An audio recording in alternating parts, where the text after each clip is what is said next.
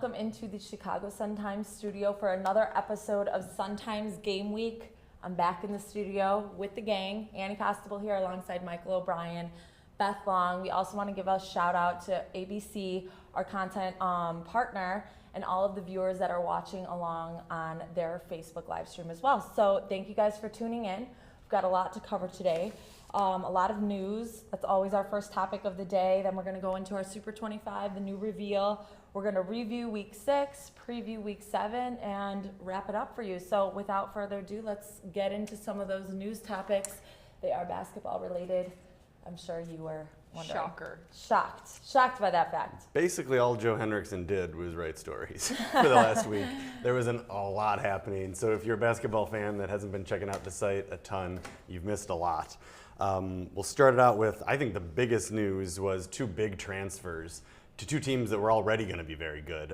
Bennett picked up a player from Baltimore. His name's Kendrick. I believe it's pronounced Tachua, but I'm not sure. 6'6", strong kid. I watched a little bit. There was kind of some clips of him online, and he's a senior. He's just going to be exactly what they need. You know, he's just an athletic force in the post. They've already got a lot of size, so they're just going to be one of the bigger teams around. And Joe Henriksen thinks, he went to an open gym and saw him play. He thinks he's top 15 in the class, which that's a huge addition for Bennett. And, you know, Gene Heidkamp's one of the best coaches in the state.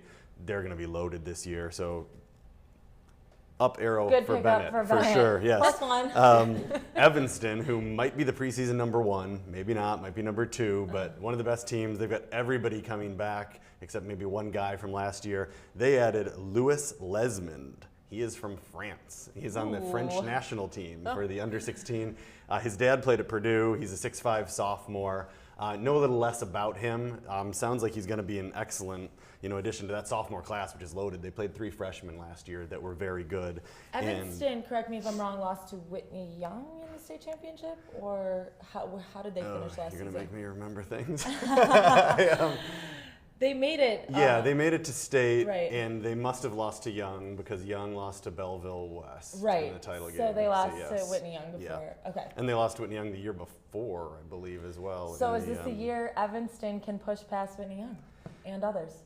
I don't know. They're still young. They're very young, but they're really good. And this is, just a huge addition. They've got Lance Jones coming back, who's going to Southern Illinois. Jaheim Holden, Blake Peters, who made that crazy shot that went viral on ESPN, and Jalen Gibson. So they have a ton of talent. Maybe it is the year. We always put the city teams. They've just won so much. Right. It's hard to bet against the city teams. It's very hard to bet against Young, and they're loaded. But Evanston definitely has more than enough to win a state title this year, which I'm not sure anybody's really said before. Before we we rotate too much, what is Young going to look like? Because basketball season is right around the corner. While we're talking about it, we might as well dive in a little bit. What is Young going to look like this year? I mean, they added DJ Stewart from Fenwick, who's one of the best players in the state. They already have Tyler Beard, who he didn't play most of last year. He came on his sophomore year. He came on and he played really well at the end, but he had a fantastic summer. He's a top 100 player in the country now. So with the backcourt with him and DJ Stewart, and just a lot of really good role players they have. They're not star-studded as much as some of these other teams, but they're just loaded with kids who can play. I wouldn't be surprised, if they run the table, all season long as number 1. They're that good. Yeah. Next up? Yeah, some commitments. DeJuan Gordon from Curie committed to Kansas State. DeJuan Gordon's another kid who really came on near the end of the season. I don't think he was even starting most of the year for Curie. But by the end of the year, he was their best player by far. He had an excellent summer. He's going to be one to watch this year. I think Joe's got him ranked number 3 in the class. So he's definitely an excellent player. And then this guy, Evan Taylor from Glenbard West. Glenbard West now has 2 D1 players in the last 5 years after Justin Pierce went, definitely a football school, not a basketball school. They're still might not be a great team this year, but he committed to Southern Illinois University. He's a really interesting player. He's long, he can shoot really well, gets his own shot. I'm very excited to see what he's like senior year, and getting this college thing out of the way will probably help as well. And then the big news. Drum roll. Coming up at 6 o'clock, E.J. Liddell from Belleville West is making his college choice. He was Mr. Basketball last year, led Belleville West to the state title. He's down to Ohio State, Illinois, and Missouri. indications are that it's most likely going to be Ohio State. Don't quote me on that, but Illinois people seem a little depressed at this point. Moods are down for yeah, Illinois today. And it's kind of getting close to crisis mode for Illinois. Signing day is like 40 days away, and they don't have a player in the 2019 class. I believe they have 3 scholarships to fill, and no one has taken one, and that's going to start to get awkward. I think it's probably already awkward. Yes.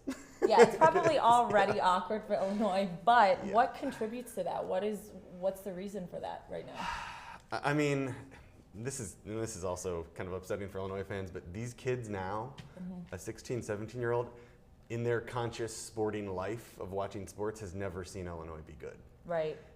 We all think back, it feels like it wasn't that long ago they were playing for the national title, but time flies quick, and these kids were young, and they don't make the tournament regularly. No. So nobody wants to play for a college that doesn't go to the tournament. With recruiting, a recruiting background too, like you're looking at Illinois, who hasn't been in the tournament, and basketball recruiting is a little more short-sighted than football. Like these football kids are like, I'm going to spend 5 years at this school, so I'm going to help rebuild the program. And in basketball, that's not the hope, right? No, they're not trying to do that. Yeah, players are expecting to stay 1 year, maybe 2. Most of them want to be in and out, one and done. And when you're not making the tournament, when you're not playing on a national stage, there's not a lot to commit to. But I think it's an interesting conversation because you do meet a lot of these Chicago kids who, when it's brought up, when they're being recruited by in-state colleges, a lot of them, on the record say how they'd love to play for an in-state program, this and that. I think it's just going to take some excitement around some of these in-state programs. We saw it with Loyola. They got a couple of big commitments. Illinois is going to have something exciting happen for them to steal some of these kids that are borderline commits to the program. So. If Ayo Dosunmu has a big year for them, that's going to get Illinois talked about a ton in the city. That'll be huge for them. That's the best way forward right now, is for Ayo Dosunmu to really succeed and get the public league excited about Illinois. I think that would help a lot. Definitely. As far as E.J. Liddell, too, I think Mark Smith, who was Mr. Basketball 2 years ago, was also from Belleville. Things didn't go well for him at Illinois. He transferred after 1 year. And those kids all know one another really well down there, so I'm sure that didn't help Illinois' chances. But who knows? Maybe we'll get a shocking surprise at 6 o'clock. Before we move on to football just yet, with EJ being back at Belleville, are they the shoo-in to win the state championship again this year, or did they lose enough players where we could see a team like Evanston sneak in, Whitney Young, some of these other Chicago teams? They've got almost everything back. Okay. So they're going to be very, very good. It's tough though, that second year, to kind of keep the intensity up and repeat. It's, Simeon did it 4 times in a row not too long ago, but I don't know. I wouldn't put them, a runaway favorite, because Young is definitely good. Evanston's going to be a year older. All those kids who were there last year got so much experience. So I think it's definitely going to be up for grabs. I wouldn't put them as a runaway favorite. Reminder, send us your questions throughout the show. We still have a little over 20 minutes left. So please, any questions about basketball, football, we're here for the next 22 minutes, and we'd love to answer your questions. Next up on the topic of to-dos is our Super 25 reveal. It was an exciting week.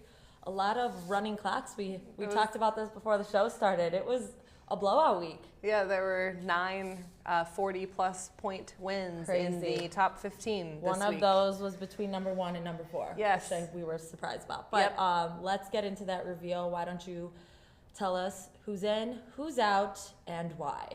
There is one very notable program that is out. I will leave that to your imagination until we get through them. Number 25, though, a new team, a new face, Rolling Meadows, a perfect 6-0. Number 24, another perfect 6-0, Hillcrest. Hillcrest, I do want to point out, is averaging 42 points on offense and only allowing 12 points. So that's the reason why Hillcrest jumped above Rolling Meadows, just to get in those rankings at 24. 23, I see Catholic moves up 2 slots. Bolingbrook does the same, 22. 21, Hinsdale Central. 20, Prairie Ridge with a big win at Jacobs. Number 19, Wheaton Warrenville South with a not so big win at Wheaton North, 10-3, but still a win nonetheless. So you can move up a few spots. Number 18, our highest newcomer this week at a perfect 6-0, Glenbard East.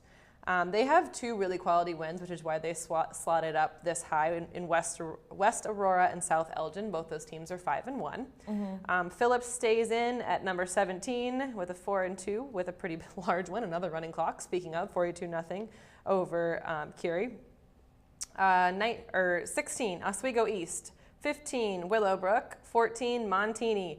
You'll notice there is no Loyola. That's the one that's missing. Dun, dun, dun. 13, Cary Grove. 12, Marist. 11, Richards. 10, Mount Carmel. 9, Glenbard West. 8, Maine South. 7, Brother Rice in the closest game in the entire top 10 with a 21-14 win over St. Rita, who was fighting for their lives and did not end up being, they will not be eligible for the playoffs after that loss to Rice, even if they win out. 6, Simeon. 5, Homewood Flossmoor, only falling 1 spot. It's still a really good team. 4, Oswego. 3, Nazareth. 2, Batavia. And number 1, no surprise at all, Lincoln Way East. Not surprising at all after seeing them. That was my first time seeing them this season. You saw them a few weeks earlier. Yeah. They just are like a smooth sailing ship. They just look amazing out there. It's hard to pinpoint what the best part of the team is. They're so big. And okay, they're And big, fast. they're fast, And long, they're and big, good. They're big, they're fast, they're strong, and their bench. Any guy that comes out, someone else is coming in that is just as good. Like their bench players, their backups can play first string for numerous other programs around that area in the state. So Lincoln Way East not only has, the talent that's starting for them, but the talent that's right behind them too. The coaching staff wouldn't admit this, but we did ask off the record, hey, is this the best team that you ever had? And they were like, oh no, gave us a very politically correct answer, and that may be one of the best teams I've seen since covering high school football in the last 7 years. I think that area too. I mean, anytime you're talking about any teams in that area is just filled with talented football players, and I think something that speaks to that were all the recruiting coaches that we saw at the game. Yep. Iowa was there, Purdue was there, Stanford was there. Illinois. Who am I missing? Illinois was there, and they were all on Lincoln Way East sideline. And when we asked them, also off the record, hey, who are you here to see? Every single one was like, AJ Henning. Mm-hmm. AJ Henning was the guy. I wonder, Jack Balt's committed to Illinois State. Yeah. He's a good player. I'm wondering if that'll change. Yeah. I was thinking the same thing because, let's talk about that a little bit. Did he look that good, and is that surprising, or is that something that he continues to grow and is going to continue to get better? He was a bit of a late bloomer when it comes to the recruiting trail. Kids are getting recruited in their freshman and sophomore year at this point, and if you don't look like a complete athlete like an AJ Henning, when he was a sophomore, he looked like a complete ridiculously good football player. Balt has kind of grown into his size, grown into his stature, grown into the ability that he has as a quarterback. He's a tall, lanky kid. When he fills out, and he's starting to. He's Right. starting to fill out. He's every bit of probably 6'4", 6'5", as he's 6'5", listed at. yeah, he's every bit of that. His you accuracy, can tell though, he's starting too. to put on weight, which is what interests college programs. And this is one of the most underrated parts of recruiting. Quarterbacks change hands a lot in recruiting because people are not willing to buy in until they see their 3 or 5 game senior film. And Illinois State already has bought into him, hey, we like you, we want to offer you, we were the first ones in on you. And the Big Ten comes in late on quarterbacks. Well, it's interesting too with the early signing period how that all plays out now because, when you're a top recruited kid and you commit during the early signing period, well, okay, let's just throw out a name here. So Illinois gets all their top kids. Well, they drop those second tier kids. Well, if a second tier kid commits during the early signing period and then a top tier kid is playing that waiting game, they could lose their spot. So we could see a kid like Jack Baltz get a late offer, commit during the early signing period, take advantage of that, and then, another top player potentially fall out of the there's mix. always a ton of shuffling. The early signing few period days is before. interesting in football too. I know we were talking about a little bit in basketball. Last year was the first year, and nothing changed in Illinois. Every kid that had committed signed, with the exception, I believe, of one really top athlete, and he was very much wavering. And I don't know whether it's just like you're looking for the longevity, like we were talking about a little bit earlier in a football program, or you're looking to like change the tide. Like so many kids have said that have committed to Illinois, like I believe Lovey is doing something different here, and I want to buy in for 5 years. The early signing period, and this year maybe it'll be different, but it really didn't create a lot of waves last year. It was like very straightforward, which is a little shocking. But yeah, hey. In Mississippi, it didn't create too many waves either in the first year. But we did see a couple kids down there that, like I was talking about, that got those late offers and committed during the early signing period and took advantage of that spot. So, again, it'll be interesting to see how that plays out in year 2 and whether or not things like that, you know, whether it starts to normalize or not. play into it at all. Jack, before we move on from Lincoln Waste, I just want to talk about Baltz's wide receivers on that team. I mean, Ritter was unbelievable. But in the post game, he talked about just his receivers being a different guy stepping up every game.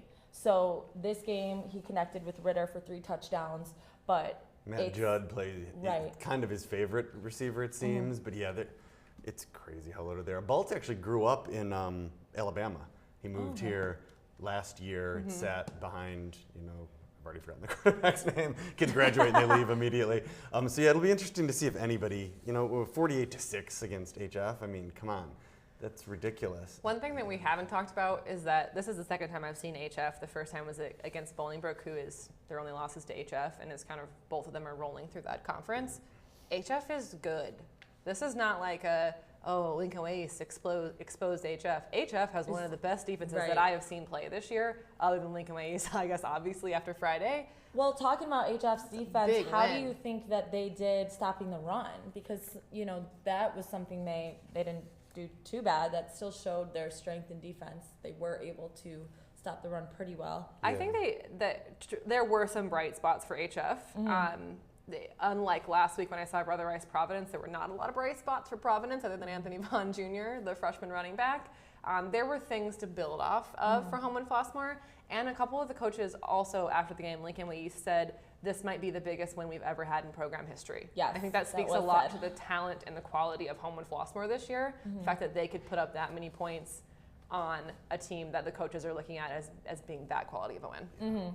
Another game to talk about. Let's see what we got on here. We talk about Loyola dropping out. Yeah, that's what I was going to say. Montini 28, Loyola 27. And Loyola, bye. Yeah, they had a 21-0, 20 or 21-0 lead. And it looked like, oh boy, this is going to be a running clock. Loyola's going to beat Montini. Like every other game. We thought that. And then Montini, it was Nick Fidanza, the Illinois recruit, had that kickoff return, 99 yards for a touchdown. And it was all Montini from then on out. Really impressive. Robert Brazil, Brazil. I said Braziel. Robert, if yes. you're out there, Robert's parents, let us know how to say your name right. Sophomore. He's also, I think he's about my size. He's about 6'2" or 6'3", I think.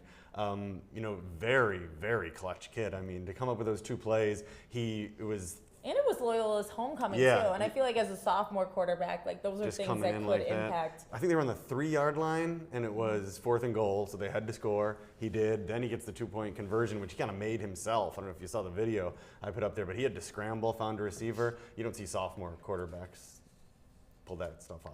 What reminds me of another sophomore quarterback in JJ McCarthy, who's just making waves at Nazareth. Yeah. We can stay on Loyola for a few minutes here. We'll stay on Loyola for one more second and then move on to that game. That's gonna be Jack Fallon played. That was the big thing. I don't know if he did last week or not, but he had been injured, and so he was supposed to be the starting quarterback. Hopefully he's working out a little bit of kinks now. As he missed the beginning of the season because the running game hasn't been real consistent for Loyola. And what has been consistent for Loyola? Yeah, and the defense, the cornerbacks, they've got injuries all over, but they're small. And that's been a huge issue. You saw it in this Montini game time and time again. They got a couple big receivers that took advantage of it. So yeah, I don't know. I mean, you look at Loyola's schedule though, and there is a way into the playoffs. They have to win 2 out of their next 3. And they've got a couple games they should be able to win. So I think they're going to get into the playoffs, and then who knows? I mean, and that's the thing too. Loyola's a team, regardless of their regular season record. You don't want to be a team that comes in undefeated or whatever and has to play Loyola in week 1 of the playoffs. It is possible though. Steve Susi, who does the brackets, the bracketologist for all the football stuff, he is hinting that there might be a lot of 5 and 4 teams left out of the playoffs this year. Basically saying you need to get the 6 wins because the way things are shaking out, 5 wins might not be good enough this year, so that could be an issue for Loyola. I mean, in recent past, this is the most 6-0 teams that I can remember ranking. I mean, there's, I think, 15 6-0 teams I counted last night, which is 2/3 of the Super 25 rankings even right now, and we're, 3 weeks away from playoff eligibility. Loyola is an interesting case too because this is the first time since I've been doing the rankings, which I think has been 4 seasons since they've not been present in our rankings. And we say they should be wins that are easy for them to win, and St. Ignatius got blown out by Mount Carmel, and they took them to overtime. So I don't feel as confident, I think, as you guys do that they'll actually blow into the playoffs. Like this is just like it was do or die time for St. Rita last week. It is do or die time for Loyola and Coach Halasek to get these guys into the playoffs. I'd be interested to be a fly on the wall at a practice over there right about now. Next. Actually, I don't want to be at a practice. I don't either. Next week, we got a big game, Marist at Nazareth. It is Marist at Nazareth, right? Yes, Daryl London Sr. Can't wait for that game. That's going to be a big game. Let's talk about that. To answer Daryl's question, he's asking if Naz is going to play single or double coverage against Jadon Thompson. My bet is single coverage. That is not because Jadon's not very good. He is very good, but Naz is pretty ballsy with their defense. I have seen them play single coverage, of course, putting very quality athletes on the best receivers from other teams. But I think back to Julian Love and Flynn Nagel in the state championship, 6A state championship game. It was Lamont and Nazareth, and Julian Love was just a complete dominant force over a really great wide receiver who went to Northwestern. So my bet would be single coverage. We'll see how it pans out. Nazareth lost to Marist 42-0 last year, and I remember when we went out there preseason, that was a game that they had marked on their schedule. That was not reflective of the team that they are, and they couldn't wait to get back to play this game. So I know that they're jacked over there too. I am very excited to see J.J. McCarthy. You know, as great as I thought Peyton Thorne was, people who I've talked to think that J.J. McCarthy might be that good already. As College coaches are talking about J.J. McCarthy He already has some pretty big offers. He has some pretty big offers, and also like this kid's going to just blow up on a national scale. And I don't know the last time we saw a quarterback who had national level offers, like SEC, ACC offers. Tommy Reese went to Notre Dame from Lake Forest. That might have been I've got. Actually, the last one was, oh my goodness, the quarterback from Solorio.